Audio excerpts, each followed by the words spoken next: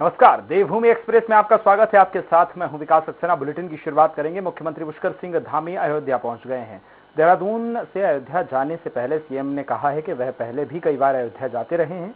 तब उन्होंने भगवान राम को टेंट में देखा था, लेकिन अब उनका भव्य मंदिर बन रहा है, तो ऐसे में भगवान राम का आशीर्वाद लेने के लिए वे खुद अयोध्या जा रहे हैं। आगे सीएम धामी ने कहा है कि पहले भगवान शिव के दरबार पर केदारनाथ में गए हुए थे, अब भगवान राम के दरबार में अयोध्या वह पहुंच गए।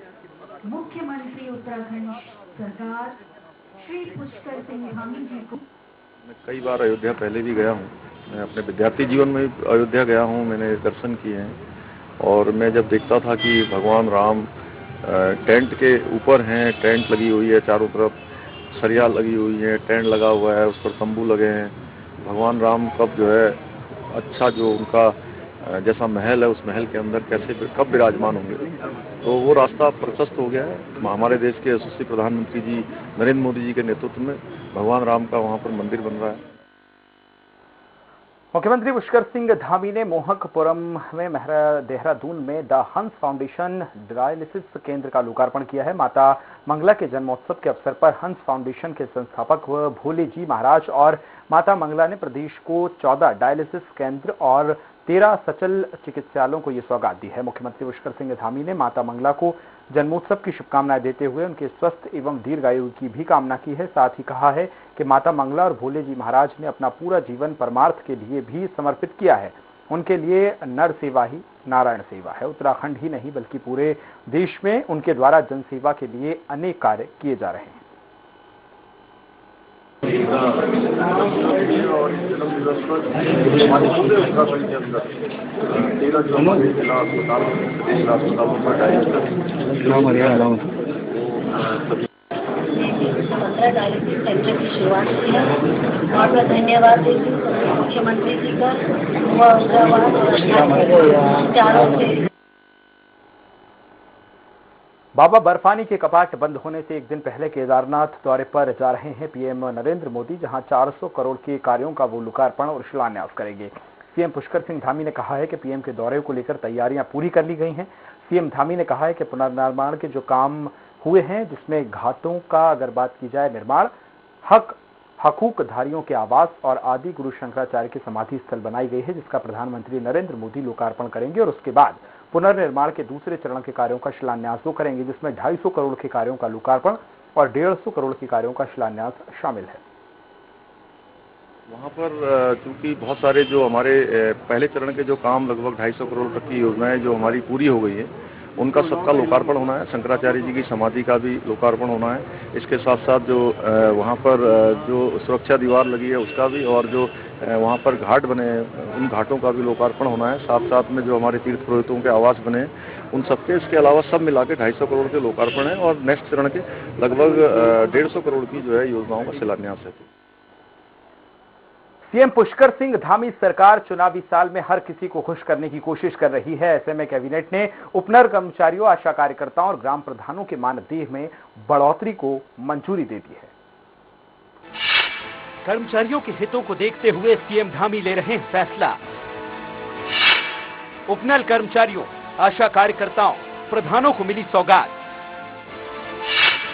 22,000 उपनल कर्मचारियों को 2 स्लैब में बढ़ाया मानदेय। सीएम पुष्कर सिंह धामी ने कार्यभार संभालने के बाद से राज्य के कर्मचारियों के हितों को देखते हुए फैसले लेना शुरू कर दिए थे। अब एक बार फिर से कई सालों से आंदोलन कर रहे कर्मचारियों को सीएम धामी ने सौगात दी है। कैबिनेट ने मंत्रिमंडलीय उप समिति की सिफारिश पर 22,000 उपनल कर्मचारियों को 2 स्लैब में मानदेय की बढ़ोतरी की है। 1 से 10 साल की सेवा वाले उपनल कर्मचारियों को 2,000 रुपए और 10 से ज्यादा सेवा वाले कर्मचारियों का 3,000 रुपए प्रति माह मानदेय बढ़ा दिया गया है। कैबिनेट ने वित्त विभाग को उपनल कर्मचारियों का मानदेय हर साल बढ़ाने के लिए एक व्यवस्था बनाने का निर्देश भी दिया है।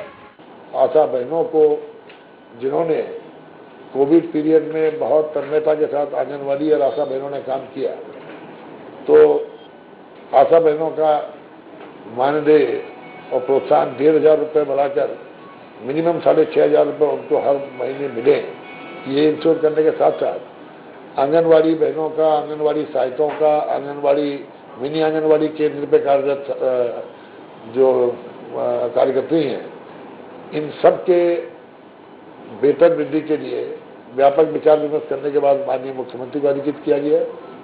इसके साथ साथ जो सोमेश्वर का मेडिकल जो हॉस्पिटल है उसको उच्चीकरण करके 100 बेड के अस्पताल के रूप में करने का निर्णय लिया है। इतना ही नहीं, सीएम धामी ने आशा कार्यकर्ताओं को भी निराश नहीं किया है। कैबिनेट ने आशा कार्यकर्ताओं का मानदेय 1000 रुपए प्रति माह बढ़ा दिया है, जबकि प्रोत्साहन राशि के तौर पर 500 रुपए भी दिए जाएंगे, जिससे अब आशा कार्यकर्ताओं के बैंक खाते में हर महीने 6500 रुपए आएंगे। वहीं राज्य के ग्राम प्रधानों को भी सीएम पुष्कर सिंह धामी ने तोहफा दिया है। सीएम धामी ने प्रदेश के 7791 ग्राम प्रधानों का मानदेय 1500 रुपए से बढ़ाकर अब 3500 रुपए कर दिया है। देखिए, आज औद्योगिक विभाग का हमारा मुख्यमंत्री विकास योजना नैनो, जिसमें 50,000 का लोन हम ग्रामीण क्षेत्र के नौजवानों को छोटे मोटे रोजगार करने के लिए देंगे, उसमें 20,000 की सब्सिडी सरकार देगी। 3 साल के अंदर 20,000 लोगों को इससे लाभान्वित करने का लक्ष्य हमने रखा है। पहले चरण में हम 5,000 लोगों को इससे लाभान्वित करेंगे। जल्द ही उत्तराखंड की 33,000 आंगनबाड़ी कार्यकर्ता, मिनी आंगनबाड़ी कार्यकर्ता और सहायिकाओं का भी मानदेय बढ़ाया जा सकता है। इसके लिए कैबिनेट ने मुख्यमंत्री धामी को अधिकृत कर दिया है। साथ ही मंत्रिमंडल ने माध्यमिक और उच्च शिक्षा के छात्रों के लिए 3 लाख टैबलेट खरीदने की भी मंजूरी दे दी है। इसके लिए सचिव विद्यालयीय शिक्षा की अध्यक्षता में एक प्रोक्योरमेंट कमेटी बनाई जाएगी, जबकि दून और हल्द्वानी मेडिकल कॉलेजों से भी MBBS की सस्ती पढ़ाई के लिए भी सरकार ने पहल की है। दोनों मेडिकल कॉलेजों में छात्रों को राज्य में सेवा करने का बॉन्ड देने पर सस्ती पढ़ाई करने की सुविधा मिलेगी। प्रदेश मंत्रिमंडल ने इस पर सैद्धांतिक निर्णय ले लिया है। स्वास्थ्य एवं चिकित्सा विभाग को इसका एक विस्तृत प्रस्ताव बनाने के निर्देश भी दिए गए हैं। स्वराज एक्सप्रेस के लिए देहरादून से SS तोमर की रिपोर्ट। मुख्यमंत्री पुष्कर सिंह धामी ने जम्मू कश्मीर के पुंछ जिले में आतंकी मुठभेड़ में उत्तराखंड के 2 जवानों के शहीद होने पर गहरा शोक व्यक्त किया है। मुख्यमंत्री ने कहा है कि राइफलमैन विक्रम सिंह नेगी और युगंबर सिंह ने देश सेवा के लिए अपने प्राणों का सर्वोच्च बलिदान दिया है, जिसको कभी भुलाया नहीं जा सकता है। मुख्यमंत्री ने दोनों शहीद जवानों के परिजनों को इस दुख की घड़ी में धैर्य रखने की कामना की है।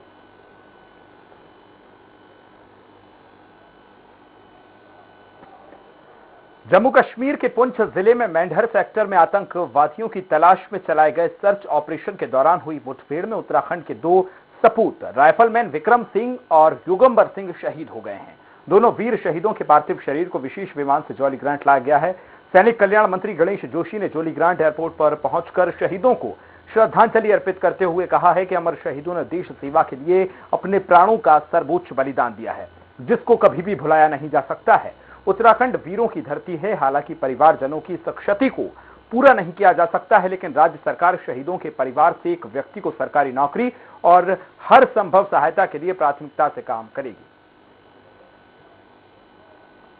हमारी सरकार ने ये सुनिश्चित किया है कि देश की सीमा पर रक्षा करते हुए जो जवान शहीद होगा उसके परिवार के व्यक्ति को नौकरी हमारी सरकार देगी। हमने देखिए, किसी शहीद को हम वापस नहीं ला सकते, उसके परिवार की चिंता करना, उसका सम्मान करना, ये हमारा कर्तव्य है। हमने ये भी सुनिश्चित किया है कि शहीद के नाम पर उससे जिस क्षेत्र का शहीद होगा वहाँ के विद्यालय और सड़कों का नाम जो है शहीद के नाम पर रखा जाएगा। मैं दिल की गहराई से उन दोनों वीर सैनिकों को अपने श्रद्धासुमन करता हूँ। खबर देहरादून से है, जहां पुलिस अधिकारी के घर चोरी के मामले में पुलिस ने जीजा और साले को गिरफ्तार कर लिया है। एसपी ने बताया है कि दोनों कई बड़ी चोरी की घटनाओं को अंजाम दे चुके हैं। आरोपियों से विदेशी करेंसी 2.5 लाख नगद समेत ज्वेलरी बरामद की गई है। उन्होंने बताया कि चोरी के मामले में अभी 2 आरोपी फरार हैं, जिनकी तलाश में पुलिस जुटी हुई है।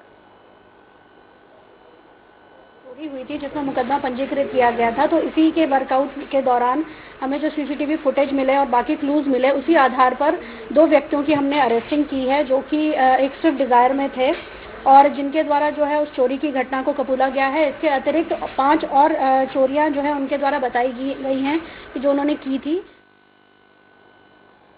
देहरादून जिला प्रशासन ने कोविड वैक्सीनेशन को बढ़ावा देने के लिए एक नई पहल की शुरुआत की है। डीएम देहरादून आर राजेश कुमार का कहना है कि 18 अक्टूबर से 2 नवंबर तक त्योहारी सीजन के चलते बाजारों में काफी भीड़ भाड़ रहेगी। इस दौरान कोरोना बढ़ने का खतरा भी रहेगा, जिसको देखते हुए जिला प्रशासन ने स्लोगन त्योहार का तभी मजा है जब दूसरा डोज लगा है के साथ जनता को सेकेंड डोज लगाने के लिए प्रेरित करने का फैसला लिया है। खासतौर पर इस दौरान डोज लगाने वालों के लिए लकी ड्रॉ के माध्यम से इनाम की व्यवस्था भी की गई है।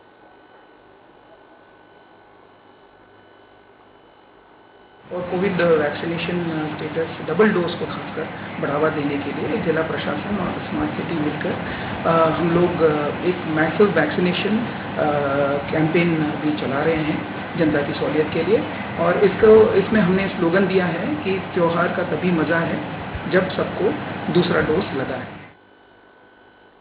खबर देहरादून से है, जहां मुख्यमंत्री पुष्कर सिंह धामी ने दिसंबर के अंत तक प्रदेश में 100% वैक्सीन लगाने का लक्ष्य रखा है। आपको बता दें कि प्रदेश में पहले डोज का कार्य 100% पूरा हो चुका है। दूसरे डोज को पूरा करने के लिए प्रशासन ने कमर कस ली है।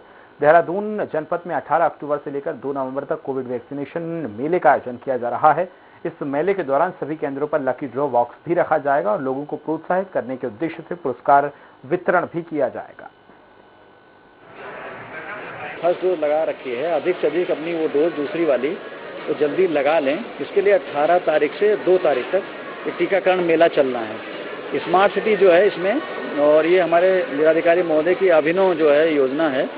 और बेसिकली ये मेला है ये द्वितीय डोज को प्रोत्साहित करने के लिए है।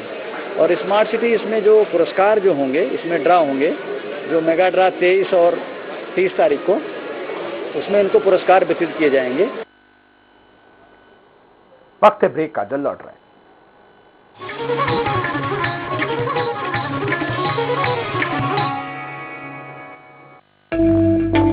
बेटियों को आत्मनिर्भर और सशक्त बनाने के उद्देश्य हेतु मुख्यमंत्री पुष्कर सिंह धामी के कुशल नेतृत्व में बेटियों के कल्याण के लिए उत्तराखंड सरकार द्वारा शुरू की गई नंदा गौरा देवी कन्या धन योजना महिला सशक्तिकरण एवं बाल विकास विभाग द्वारा क्रियान्वित इस योजना के अंतर्गत अनुसूचित जाति, अनुसूचित जनजाति और गरीबी रेखा से नीचे आने वाली बालिका के जन्म पर 11,000 रुपए और 12वीं की परीक्षा पास करने पर 51,000 रुपए सरकार की तरफ से प्रदान किए जाते हैं। साथ ही साथ साल 2015-16 में 11,300 बालिकाएं और 2016-17 में 21,916 बालिकाएं तत्कालीन गौरा देवी कन्या धन योजना के लाभ से वंचित रह गई थी। लेकिन अब उत्तराखंड सरकार की तरफ से मौजूदा नंदा गौरा देवी कन्या धन योजना के अंतर्गत उन सभी 33,216 बालिकाओं को कन्या धन योजना का आर्थिक लाभ दिया जाएगा। इसके लिए राज्य सरकार ने 50 करोड़ रुपए की धनराशि स्वीकृत की है। नारी शक्ति के समग्र विकास को समर्पित उत्तराखंड सरकार की तरफ से योजना के लाभ से वंचित रह गई प्रदेश की 33,216 बेटियों को अब मिलेगा उनका आर्थिक अधिकार। बेटी है अनमोल उपहार, शिक्षा है उसका अधिकार। Bhabha University Bhopal is recognized as the top leading institution of Madhya Pradesh, which advances your career in education. Bhabha University is right for you as we choose career before anything. It is the best place to explore dreams and discover yourself, as we provide you the 50 acres of lush green campus, top leading recruiters for placement, high-tech laboratories, excellent and trained faculty, strong academic, international immersion programs, various scholarships and many more. Bhabha University is the emerging university of Madhya Pradesh. Join Bhabha University as your future begins here. For further details, contact 9165025500. स्वागत है आपका 2021 के भव्य राष्ट्रीय आदिवासी नृत्य महोत्सव में। अब छत्तीसगढ़ की माटी में फिर से फैलेगी आदिवासी कला एवं संस्कृति की खुशबू। पारंपरिक वाद्य यंत्रों की धुन में झूमने को हो जाइए तैयार, क्योंकि भारत के विभिन्न प्रांतों और विश्व की विभिन्न मूल सभ्यताओं को संजोकर रखने वाले कलाकारों की बेहतरीन प्रस्तुति फिर से आपके मन मस्तिष्क को करेगी रोमांचित। छत्तीसगढ़ सरकार की मेजबानी में राजधानी रायपुर में 28 अक्टूबर 2021 से 30 अक्टूबर 2021 तक होगा भव्य राष्ट्रीय आदिवासी नृत्य समारोह।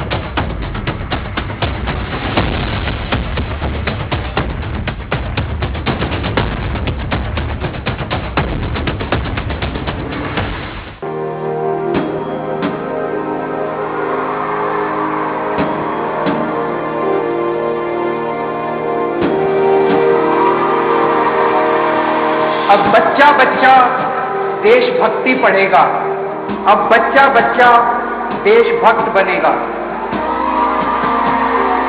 दिल्ली के स्कूलों में हमने देशभक्ति पाठ्यक्रम पढ़ाना शुरू किया है। जब हर बच्चा भारत मां का वीर सपूत बनेगा, तभी बनेगा भगत सिंह के सपनों का भारत, तभी बनेगा बाबा साहब के सपनों का भारत। भारत माता की जय हिंद, जय हिंद।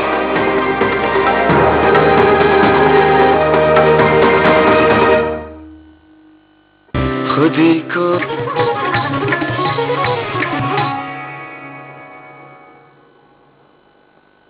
ब्रेक के बाद एक बार फिर आपका स्वागत है। खबर देहरादून से है, जहां प्रदेश में मानसून की विदाई के बाद भी भारी बारिश होने की संभावना अभी भी बनी हुई है।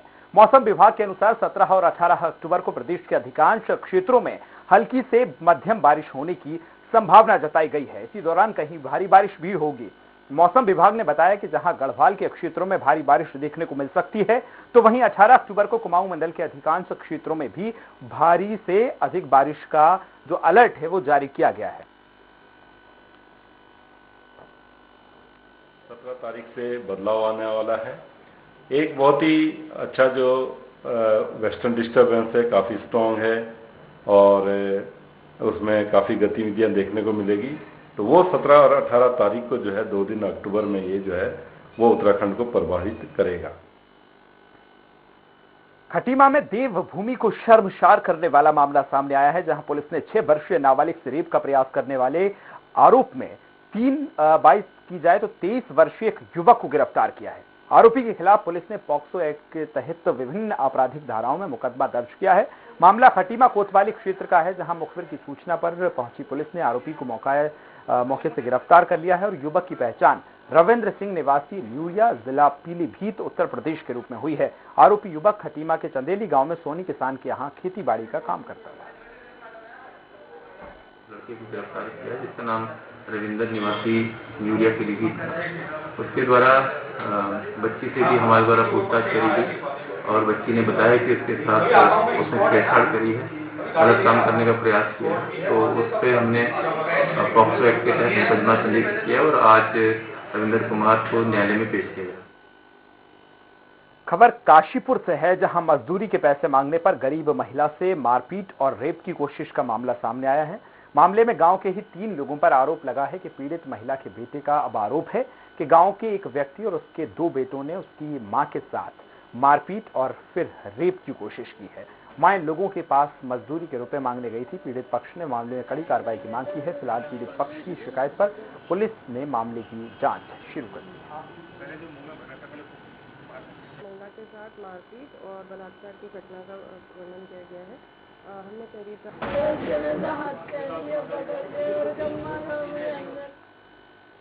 कोटाबाग ब्लॉक अंतर्गत ग्राम सभा धमोल और विजयपुर धामोला में आए दिन हाथियों का तांडव देखा जा रहा है। वहां के ग्रामीण अब दहशत के साए में जीने को मजबूर हैं। धामोला में हाथियों ने 1 एकड़ की धान की फसल को रौंद दिया है। वहीं हाथियों ने अगर बात की जाए तो देचोरी वन रेंज के अंतर्गत धमोला वन चौकी को भी तहस नहस कर दिया है। हाथियों ने पानी की टंकी, दरवाजे, खिड़कियां, अलमारी से चारपाई भी तोड़ डाली है। वन कर्मी ने बड़ी मुश्किल से वहां से अगर बात की जाए तो भागकर अपनी जान बचाई है। सभी कर्मचारी को वहां पर बुलाया गया था और सभी ने अपना वहां पक्ष रखा और उस पर कार्रवाई की जा रही है। चौकी पर वहां पर बहुत नुकसान हुआ है। पूरी चौकी को तोड़फोड़ की गई है और उसका भी संज्ञान लिया गया। और जंगलात की जब चौकी नहीं बची, जंगलात चौकी रात पूरी बर्तन, उनके बिस्तर, उनके दरवाजे, खिड़कियां, मकान हाथी तोड़ गए हैं। तो हिसाब लगाइए कि गांव वाले कैसे सुरक्षित रह पाए। मुख्य चिकित्सा अधिकारी डॉक्टर प्रवीण कुमार ने अपनी तैनाती जिला मुख्यालय पौड़ी में दे दी है। पत्रकार वार्ता के दौरान उन्होंने कहा है कि पिछले 15 साल पहाड़ों में सेवा उन्होंने की है, जिसका लाभ अब उन्हें मिलने वाला है। उन्होंने ये भी कहा कि उनकी पहली प्राथमिकता जो राजनपद बूढ़ी में स्वास्थ्य व्यवस्थाओं को मजबूत और बेहतर करना होगी। पूरे जनपद का भ्रमण कर उन्होंने स्वास्थ्य व्यवस्थाओं का वो जायजा लेंगे। जहां पर कमी होगी वहां पर उसको दूर किया जाएगा। सबसे पहली प्राथमिकता तो यही रहेगी मेरी कि पूरे जनपद का एक बार भ्रमण करके और वहाँ पे किन किन सुविधाओं की आवश्यकता है उन सब का आकलन करते हुए, और जो भी मेरे बाकी वहाँ पे क्षेत्र में डॉक्टर्स हैं उन सब लोगों के साथ भी मीटिंग करके वार्ता करके और प्राथमिकताएं तय की जाएंगी कि कहाँ कहाँ पे क्या क्या व्यवस्थाओं में सुधार की आवश्यकता है। चमोली के बद्रीनाथ, केदारनाथ, मदमहेश्वर, तुंगनाथ धामों के कपाट बंद करने की तिथि अब घोषित की जाएगी। पंचांग गणना के विजयदशमी पर्व पर तिथि को घोषित किया जाता है। बता दें कि शीतकालीन गद्दी स्थलों में भी तिथि को घोषित किया जाता है।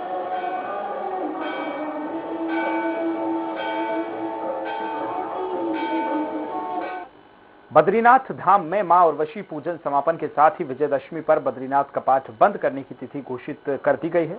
इस वर्ष 20 नवंबर को शाम 6:45 पर बद्रीनाथ धाम के कपाट बंद हो जाएंगे। इससे पहले धर्माधिकारी भूपेंद्र और ने ज्योतिष गणना पंचांग को देखकर शास्त्रानुसार कपाट बंद करने का मुहूर्त बताया है। पौराणिक मान्यताओं के अनुसार विजयदशमी को भगवान श्री बद्री विशाल जी के कपाट बंद की घोषणा पंचांग गणना द्वारा तय की जाती है। इस मौके पर मुख्य पुजारी ईश्वर प्रसाद नंबूदरी, नायब रावल अमरनाथ नंबूदरी, अपर मुख्य कार्य अधिकारी डीडी सिंह, धर्म अधिकारी भुवन चंद्र उनियाल सहित कई लोग मौजूद रहे। बता दें कि इस वर्ष कोविड के कारण बद्रीनाथ की यात्रा 18 सितंबर से शुरू हुई थी, जो अभी तक वहां पर लगभग 36,000 से अधिक श्रद्धालु भगवान बद्रीनाथ के दर्शन कर चुके हैं। भगवान की राशि से जो लग नहीं लिखा है उसके अनुसार भगवान के कपाट 20 नवंबर को सायं 6:45 पर शीतकाल के लिए बंद करे जाएंगे। धर्माधिकारी ने आज बद्रीनाथ मंदिर के कपाट बंद होने की घोषणा की है, और जो कि कल नहीं, ये कि जो 20 नवंबर 2021 को सायंकाल 6:45 पे बंद किए जाएंगे। हरिद्वार में विजयदशमी के दिन शस्त्र पूजन किया जाएगा और जिसमें शंकराचार्य के स्थापित अखाड़ों के संत शस्त्र पूजन करेंगे। शस्त्र पूजन में वैरव प्रकाश और सूर्य प्रकाश भाले की भी विशेष पूजा अर्चना की जाएगी। बता दें कि आदिकाल से इन शस्त्रों को देवता का रूप माना जाता है। कुंभ मेले के दौरान इन दोनों भालों को यात्रा के दौरान सबसे आगे रखा जाता है और इन्हीं भालों को सबसे पहले स्नान कराया जाता है, जिसके बाद अखाड़ों के आचार्य महामंडलेश्वर और महामंडलेश्वर जमात के महंत और अन्य नागा साधु स्नान करते हैं।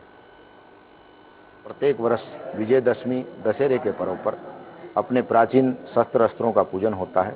सर्वप्रथम हमारे इष्ट देवता भगवान कपिल महामुनि जी के आशीर्वाद से पंच परमेश्वर के सभी महंत कारोबारी और सचिवगणों के द्वारा सूर्य प्रकाश और भैरव प्रकाश दो भाले के रूप में जो पूजा होती है, उसके साथ में जो प्राचीन शस्त्र हैं उनका सांकेतिक पूजन होता है। बुलेटिन में फिलहाल इतना ही। दीजिए इजाजत। नमस्कार।